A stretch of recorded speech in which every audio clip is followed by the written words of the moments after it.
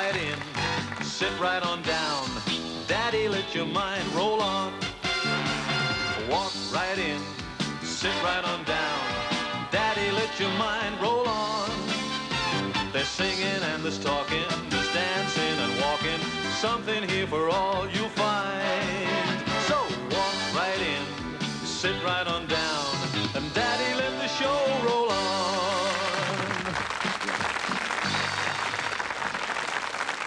Wowee, we've got a live audience in the studio tonight. It's Tuesday, and of course it's Walk Right In. And walking right into our studio at the moment is a young man, a perennially young man, who makes me feel rather old, because he's still looking as young as the first day I remember seeing him. Songs like Living Doll, The Young Ones, you name it. Mr. Cliff Richard.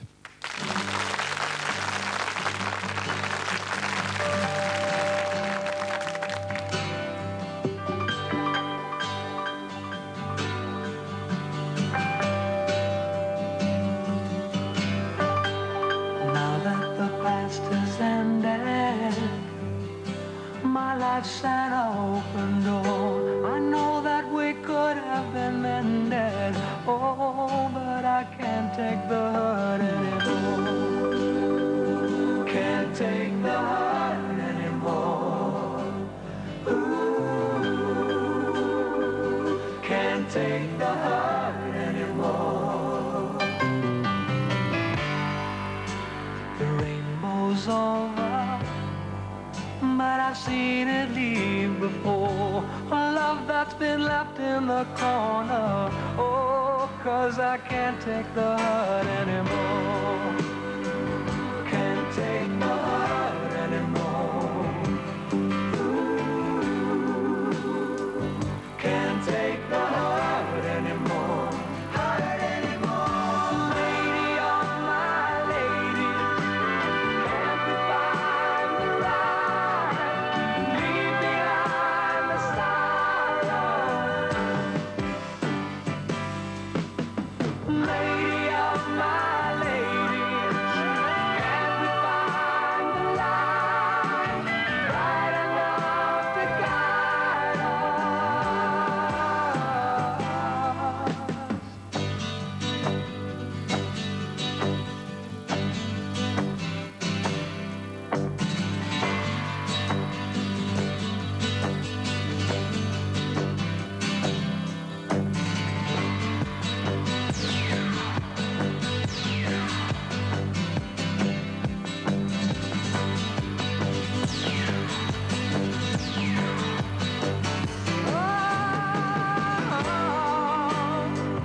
Can't take the hurt anymore. Ooh, can't take the hurt anymore. This love grows older, but I felt it all before. Yesterday's over my shoulder. Oh, 'cause I can't take the hurt anymore. Can't take the hurt anymore. Oh, can't take the hurt anymore. Ooh, my love I found has lost its ground, but I just can't feel it die. I found myself and no one else, 'cause I would if I could realize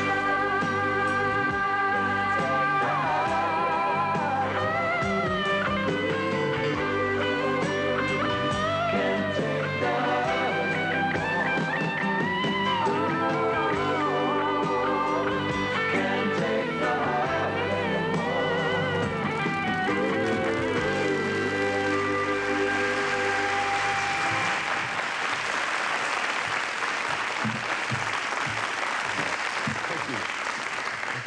Welcome to the show, Cliff. Thank you very much. Does it hurt anymore? 21 years in the business? Oh, no, not at all, actually. It's got easier as time goes by. Really? Yeah, I As think so. time goes by, you don't change. What are you on? Sleep. Sleep. I see. No, I'm not even on that. No, I mean, I get this question flung at me a lot, you know. I just must be a very, very fortunate person. See, my mother, who is older than me, Figures. Still looks incredibly young. So now, if I look young, then I think it's down to whatever genes she's passed on. Right, and you I mean, don't mean the denim kind? No. No, right. Cliff, you're how many trips to South Africa now? 7, actually. This is my 7th trip. I know some people have said it's only my 3rd, but I think they've got rather muddled. It's my 3rd time here doing rock and roll concerts, but I have been 4 other times doing gospel things. Right. You'd better be careful. You'll be labelled as a local artist, you know. I don't mind. You don't mind? Not at all. It's quite a nice country, huh? I like it very much, yeah. Yeah, right. The music scene in England now, is it sort of all happening in England musically? I think it's a pretty exciting time. I mean, every 5 or 6 years there's a sort of resurgence of some interest in some facet of rock and roll. Yes. I mean, and just recently we've had the whole punk thing come through. Now, I don't like a lot of that punk, but a lot of it, no, not a lot of it, but some of it is very, very good, and they'll be around for ages. But what I've picked up from the punk thing is this energy. You know, I mean, I think sometimes we forget that rock and roll is basically a very energetic music. Right. And sometimes you get so clinical in the studio that technically you can do so much now that you do albums and things and you lose that energy and that spontaneity. So on my new album, which is not out yet and won't be out till August or September, we've tried to capture that. And I think so far we've managed.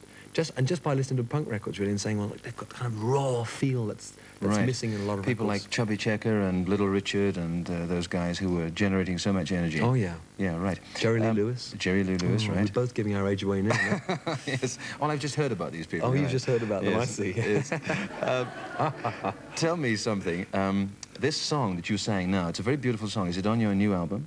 It's from the album called Greenlight. It's, in fact, the single that the record company took off, and it's out now. It's called Can't Take the Hurt Anymore. Yeah. But Greenlight, well, it's been out about, I don't know, it's not really my latest album, because that's my latest album, my album. But yes. There's another album out. Oh, dear, dare we talk about it? Yes, why not? Well, the Shadows and I got together last year for a reunion concert at the London Palladium.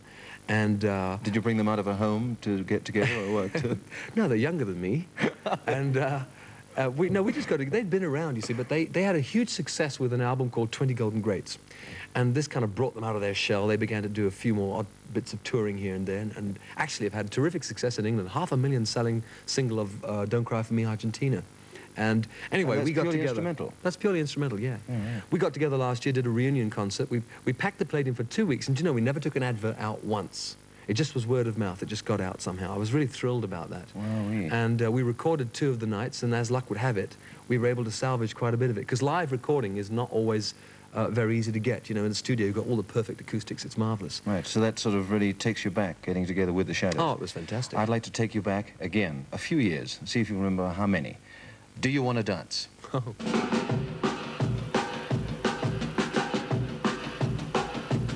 Well, do you wanna dance and hold my hand? Squeeze me, baby, I'm your man. Oh, baby, do you wanna dance? Well, do you wanna dance under the moonlight? Squeeze and hug me all through the night. Oh, baby, do you wanna dance? Do you wanna dance? Do you wanna dance? Do you wanna dance?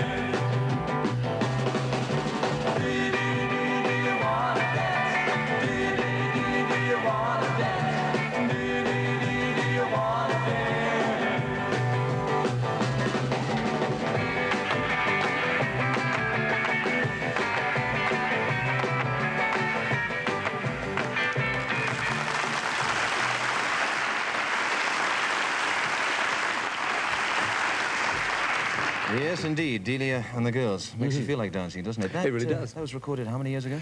Well, that's got to be at least 18 years ago, and in those days we recorded in mono. I mean, hearing it again like that, it really surprises me that we managed to get as good a drum sound. Right. That was Tony Meehan on the drums then, one of the Yeah. original Shadows. But that whole balance of sound, when you think of mono and today's sophisticated equipment, is quite incredible. Oh, isn't we call it overdubbing now. You know, you've got 24-track tape that's about this fat, and you can get all the various instruments on it. And, I mean, I could be on there 24 times and sound like a choir. Yeah, right. You know, in those days, we'd never overdubbed, we superimposed. it? Yes. You know, it was really that long ago. You've never superimposed yourself, publicity-wise. You play a very low profile in your private life. Is that because that's the way you want it, or is it that the media, you know, don't pick you up as somebody who's a... I mean, I do believe that my private life is my own, and so therefore I do try and take as much privacy as I can get. I mean, for instance, I live in a really nice area about 22 miles southwest of London, and if a fan finds me, I mean, I'm not rude enough to say get off out of it, but I mean, I don't mind signing autographs, but saying, well, you know, you've got to go now because my family are here and I'm having a private time. So I think it's important that we who happen to be in the public eye are able to get our private time. Otherwise, you know, you stop being a person, and I think that's probably the problem with a lot of stars in our business. Right. They can't seem to be people. Yeah, sure. Have you ever had real problems with somebody who wanted to get to you? I've had some funny... Well, I mean, I can think once when I was in Manchester in the north of England. This was a long time ago, mind you. A great big cardboard box was delivered to my dressing room, and I thought, wow, somebody's given me a TV set. And I untied everything, and I undid it, and a girl went, can I have your autograph, please? Out of the box. Out of the box. She'd got her boss and everything, you know, to get it packaged up, and he brought it in the boot of his car and delivered it and everything. Yes. Quite fast. I've never had anything quite like that, actually. I should think not. The trouble is she didn't stay. She wasn't really a gift. I see.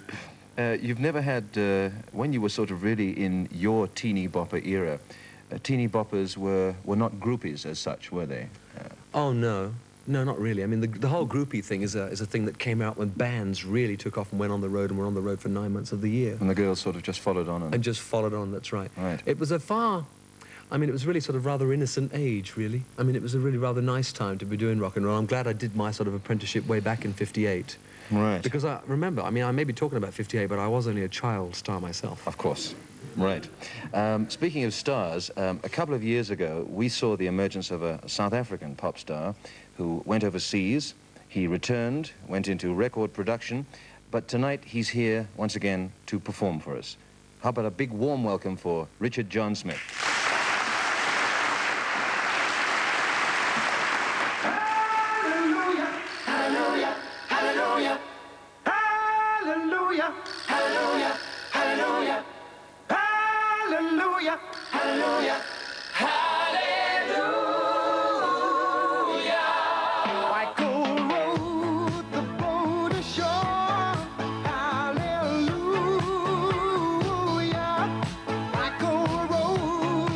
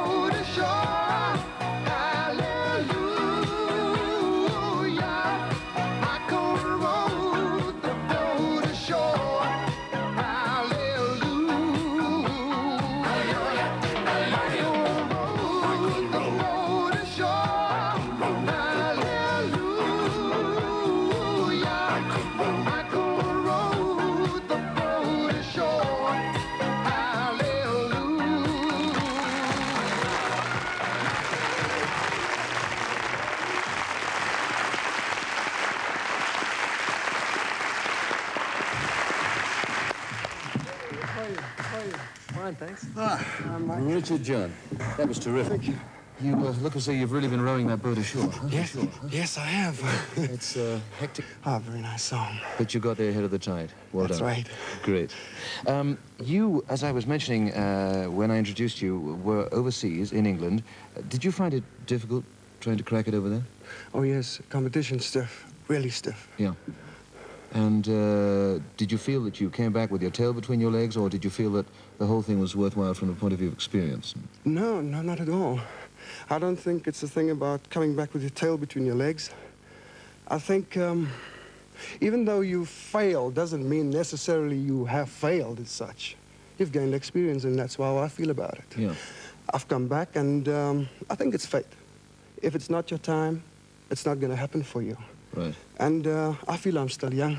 You are. And Back And, on age again. Yeah. Yes. Well, I mean, that's today, you know. People are into health and age and all that. yes. And it's a right. very good thing. Yeah, sure. I think if we become aware of our appearance and our physiques, we will live and look better. You know That's what I mean? right, yeah. I guess so, yeah. I mean, I must admit the whole thing about eating foods and all that has really come around. How did we get onto this?